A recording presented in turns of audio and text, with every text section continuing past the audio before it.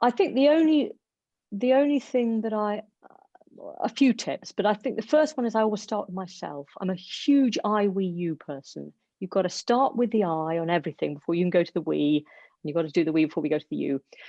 So, and I think always there's a reason people say about you've got to talk about yourself. It's because people can't challenge how you feel. So that's why we do it.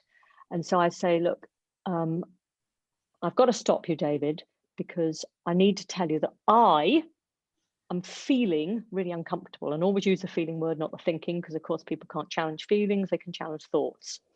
So I am feeling whatever you're feeling, and that's all you need. I'm feeling incredibly uncomfortable. I'm feeling incredibly patronized. I'm feeling incredibly, insulted. I'm feeling, so you don't have to say, on behalf of all the women in this organization, that's disgraceful. That's not owning it. And of course, I feel patronized. Well, you shouldn't. Well, I do. Well, you shouldn't, but I do. And, you can't tell me what I feel, because what I feel is what I feel. And it's very authentic. And as we all know, you have to handle these things authentically, but also in a way, it's very non-threatening, because it's not telling them they're wrong, it's telling them it's how you feel. And so it tends to, in a funny sort of way, it tends to de-escalate things more quickly than telling people that they're wrong or whatever, because then they go, well, you can't tell me I'm wrong because I'm right.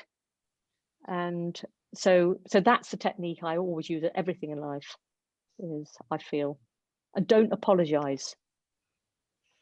Don't say, never, never, when you're going into those sort of situations, start by saying sorry.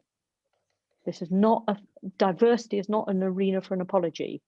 It's an arena for being clear, direct, and owning the feelings. And particularly for females, there's a real tendency to apologize. And in fact, that's a good tip for everywhere.